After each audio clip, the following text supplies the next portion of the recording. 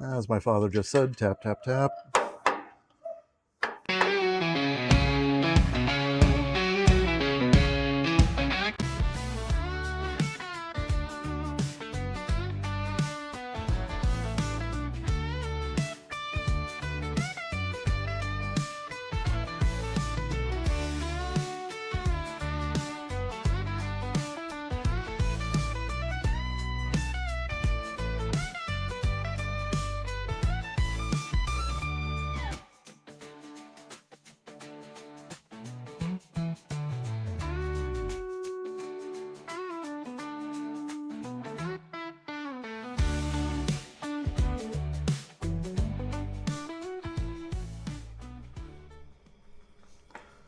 So, you'll have to forgive all the time lapses, and obviously it's nighttime.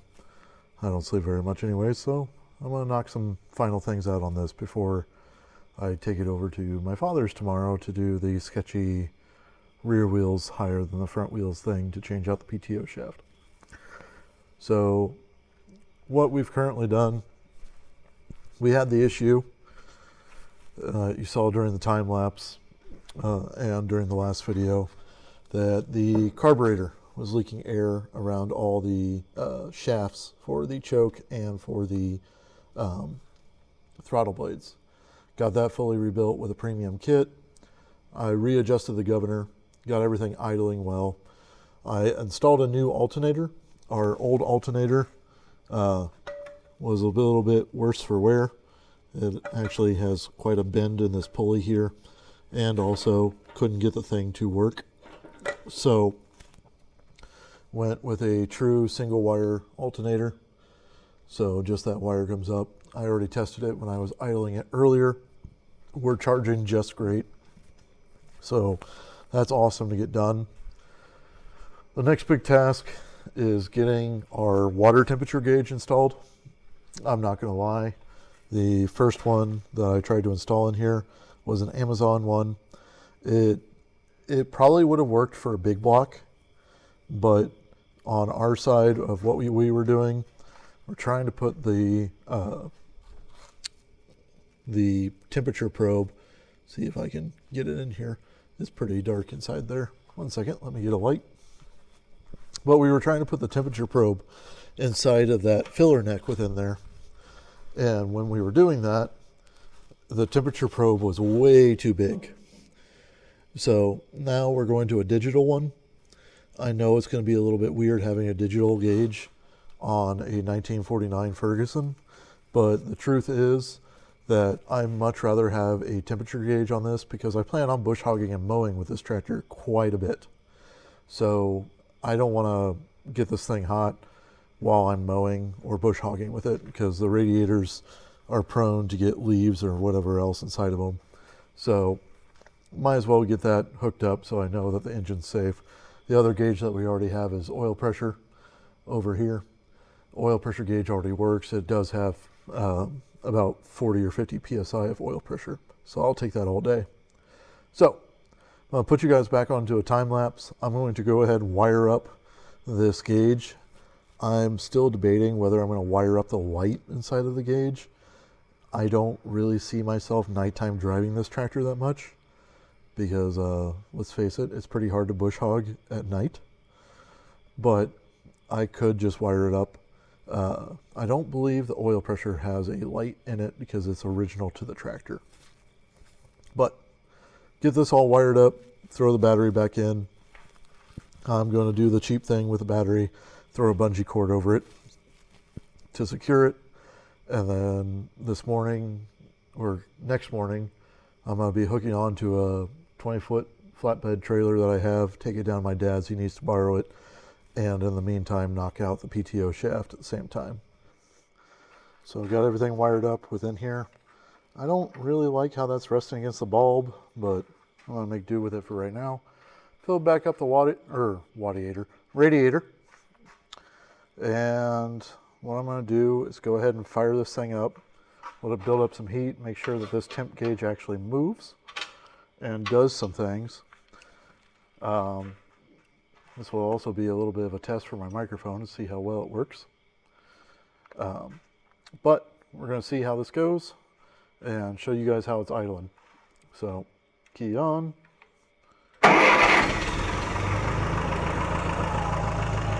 It is running very, very well. I let it sit here and run for quite a while. I actually took it halfway down the lane, and it's pitch black outside. But went ahead, got the quick hitch on there, got the trailer adapter on there. The radiator is newer, and the shroud is nice on it and everything. And I mean, I can keep my palm on there. Now, granted, it's probably pretty warm to some, but it's definitely not above 100. And when I turn this key on, it's reading basically right at 100. So I guess the final test of the temperature gauge will be pulling that little trailer down the road. Go ahead and turn off my fuel, even though I'll forget to turn this back on when I start it. I almost guarantee you. But that pretty much wraps up most of our list. I know that we haven't really referred to the list since the beginning of the last video, and so much so that it is buried underneath all these tools on this bench. But see if I can find a marker in here also. But I made this list last week, hoping to get this all knocked out last weekend. And well, you know how that goes. It didn't. So we didn't change the carb. We ended up rebuilding the carb. So go ahead and call that good. We did change out the starter. We installed our water temperature. We were testing the wires to the alternator to make sure it was working. It was not. We installed new alternator. So all we have left is to change this PTO shaft. And just as a recap of why we're doing that,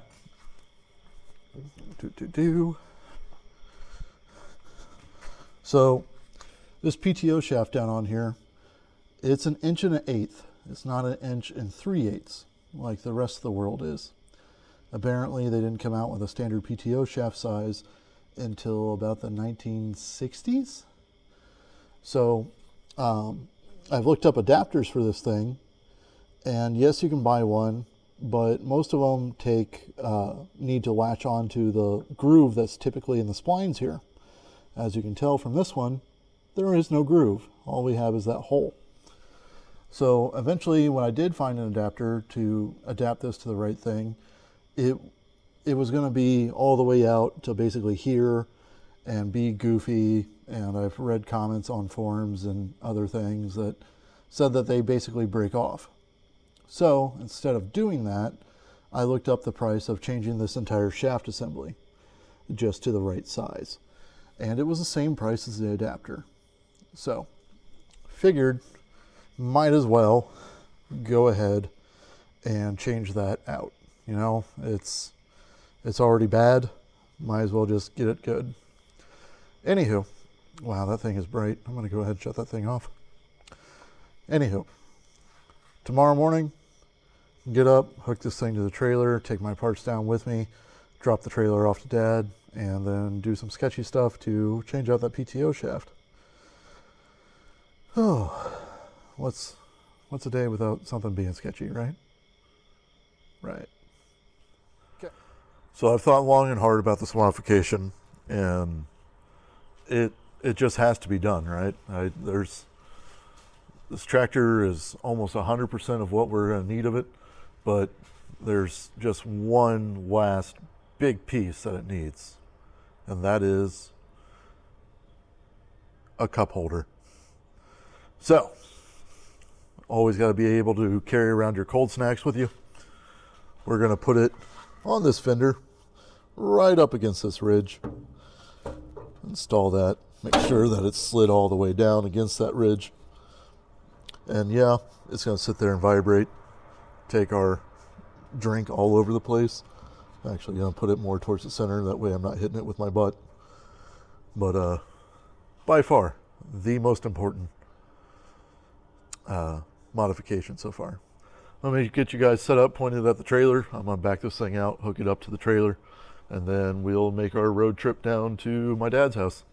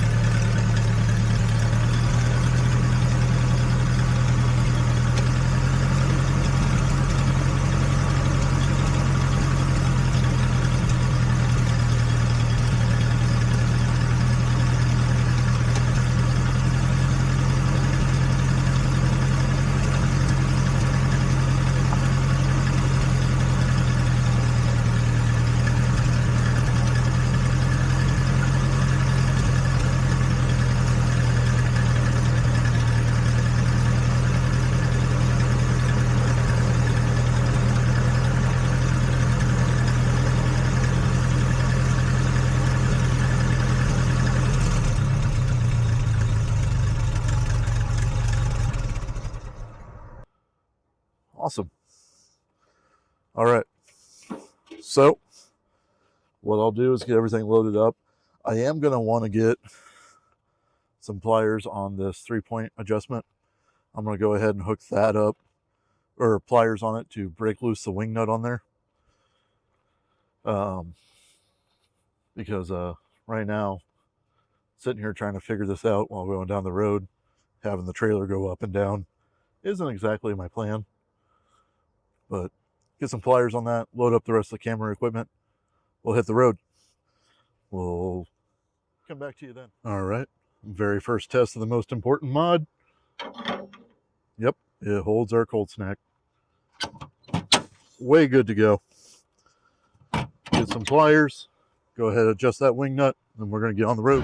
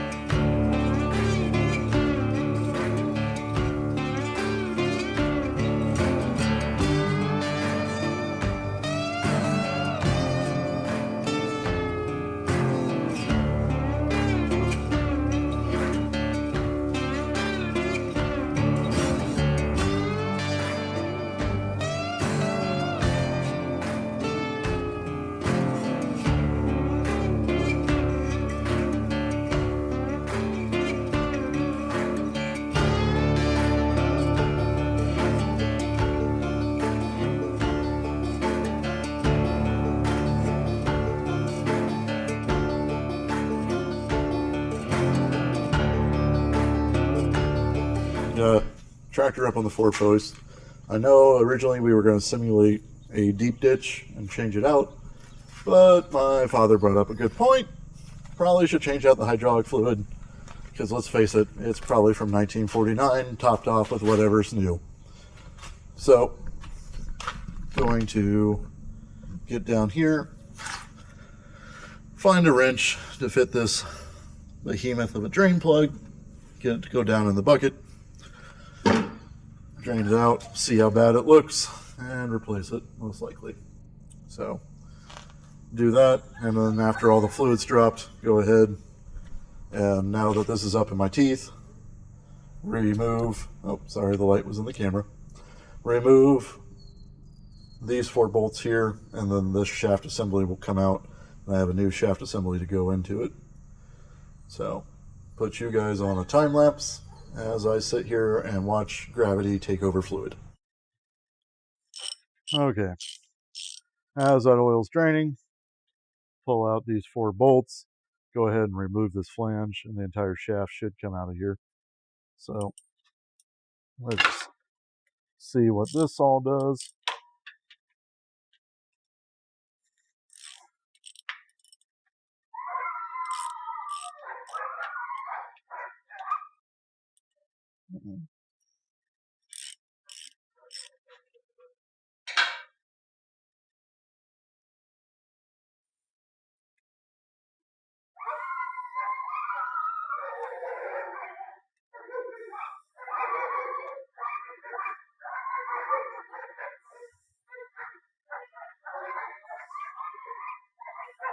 If you guys hear dogs barking in the background, I'm sorry, but there's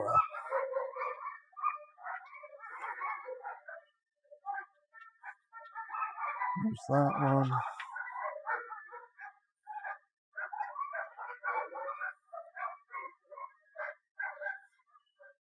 There's that one.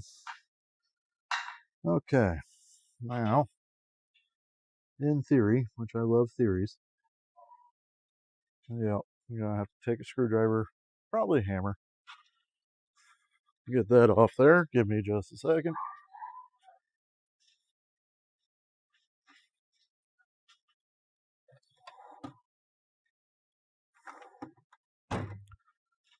Find myself a hammer.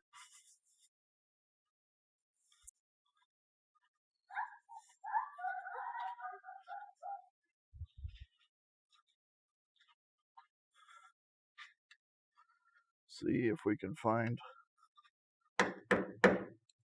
something to actually dig into. See if it'll rotate in there at all. Yep, there it goes. Now I have a line that I can actually hammer into, like that.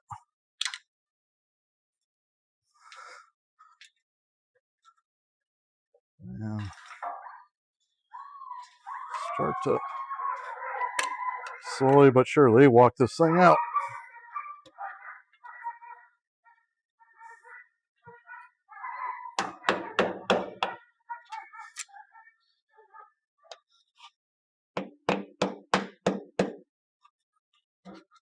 Like that.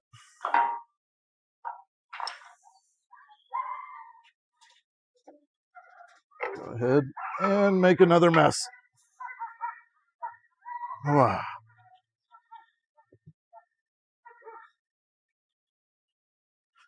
Oh, this is leaking more than that's leaking.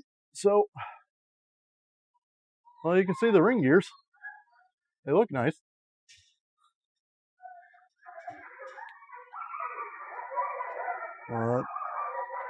Yeah. So I have a new shaft assembly. Going to throw that inside there and get that going after I get everything cleaned up and hands cleaned up.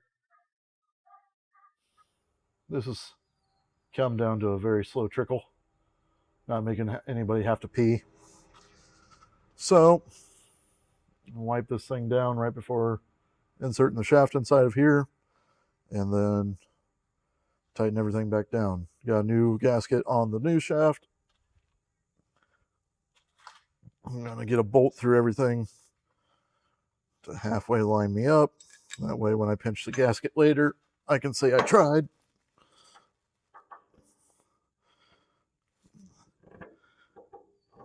Stabbing in the dark. Stabbing in the dark. And like that.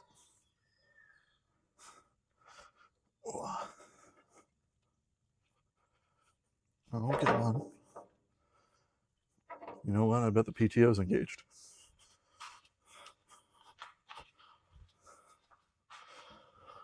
Yep, it was.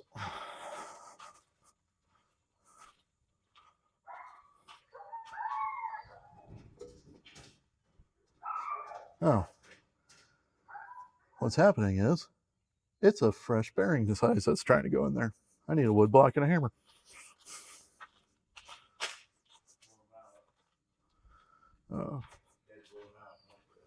Yeah. Actually, that mallet I had is dead.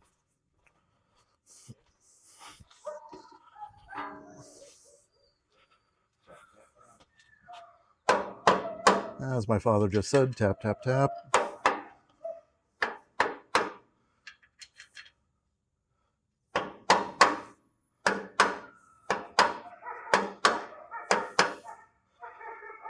Get that bolt started.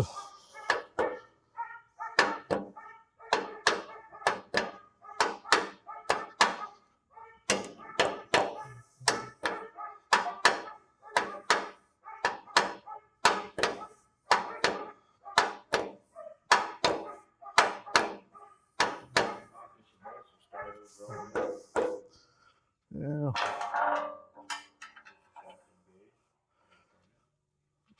It's not engaged right now. I have the PTO. It's turning whatever in there. So get this tightened up, get it the rest of the way sucked up to the housing. And then it's probably hard to tell on camera, and at first when I tried to first hook up this bush hog, that old PTO shaft, I thought it was a normal sized one. And then got on there, didn't engage anything. But this thing will be the correct size. And let us actually use all of our implements without having to have an adapter on there, which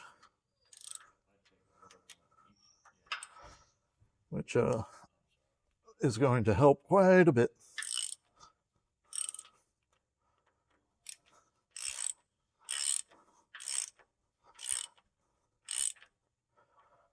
So all I'm doing is walking in the flange until it gets fully seated. Go ahead. That one I can tighten by hand. The bottom one might be a little bit jammed up. There we go. And then I'm going to go crisscross pattern on these. Get them all snug. Give them one good ugh, and then, or the ratchet's going to break. And then after that, we'll call this good. Throw 5 gallons of hydraulic fluid back inside of this rear end / transmission. And I'm curious to see how much the hydraulics act after that, because the hydraulics are either all the way up or all the way down. Trying to find the adjustment on that is probably going to be in the next video. But right now,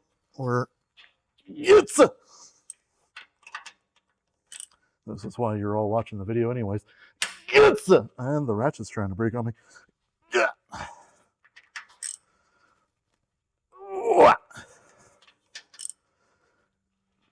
Yep, it's tight. Okay. Sweet. New PTO shaft. Proper size PTO shaft. Look at this go. Doing things.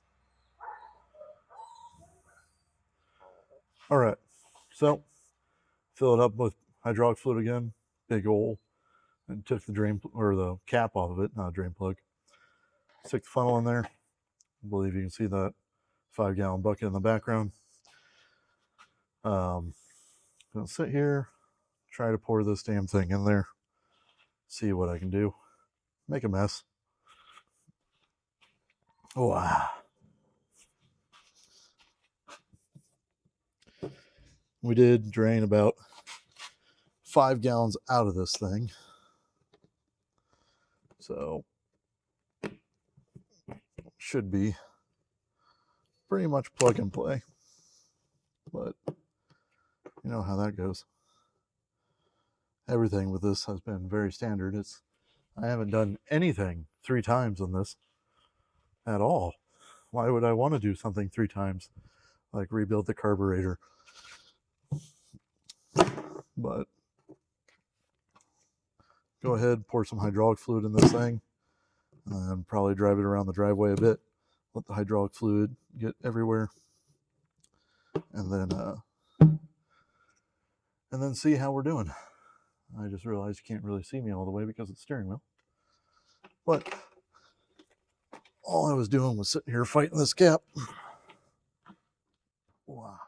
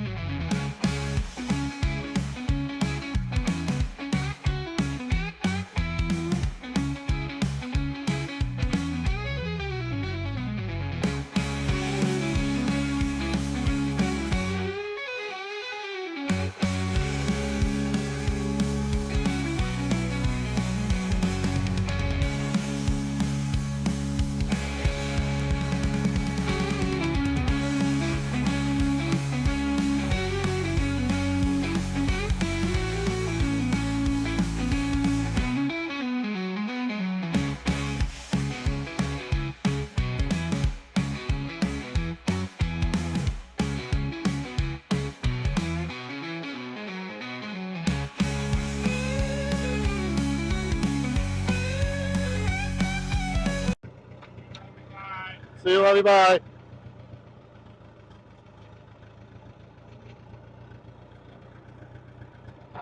Much better with a hat on. I was wondering why it was so bright.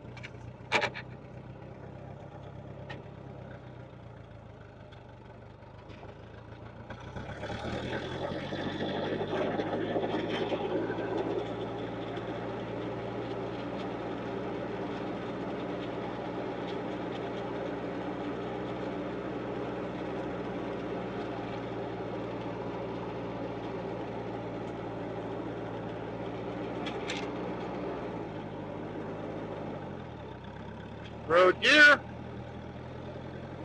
Here we go.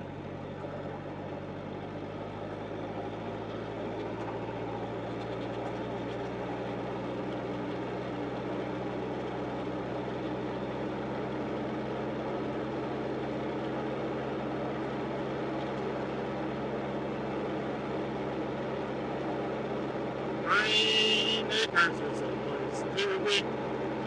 Farm living is for me.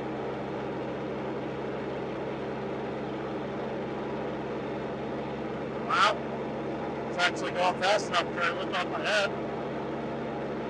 I'll take it.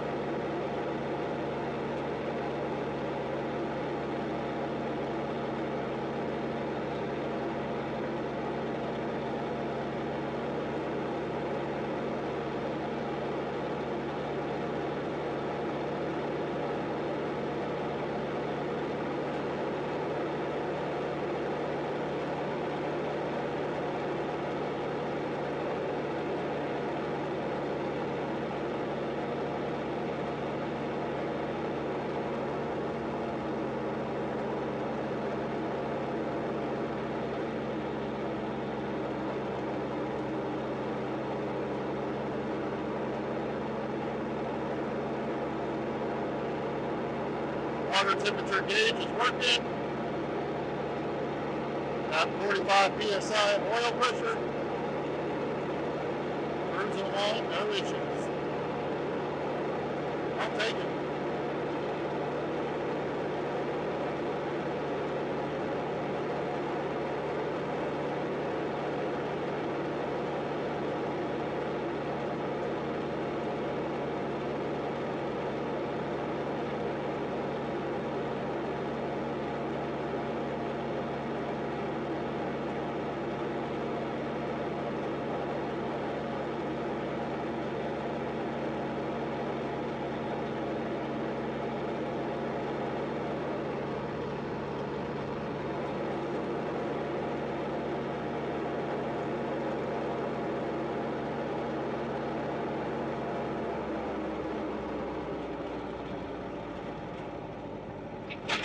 Coming in hot.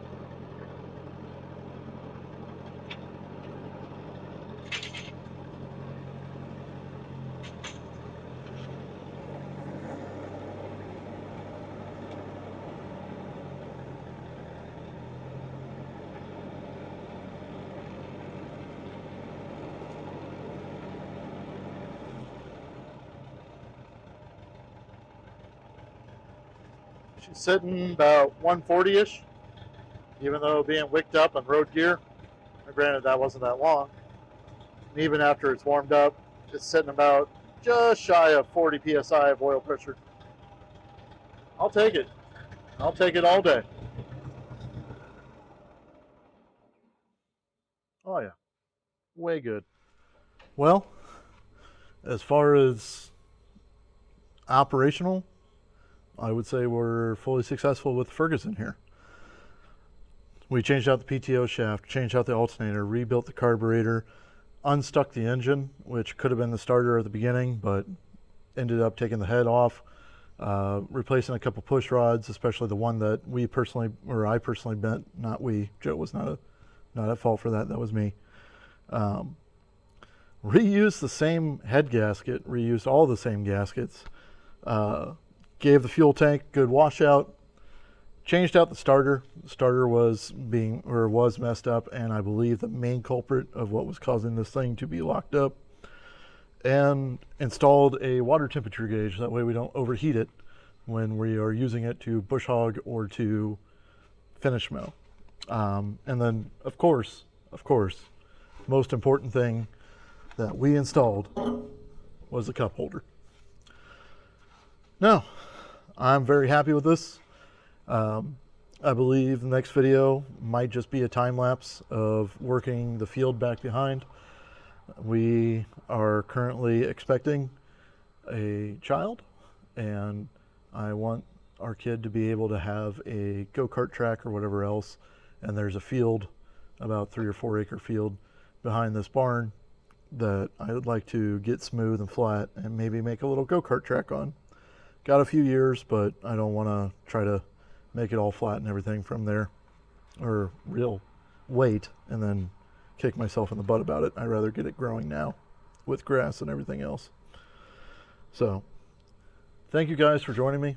Playlist of this is, of course, part 5. The playlist will be linked at the end of this video, and I hope you guys have a good one.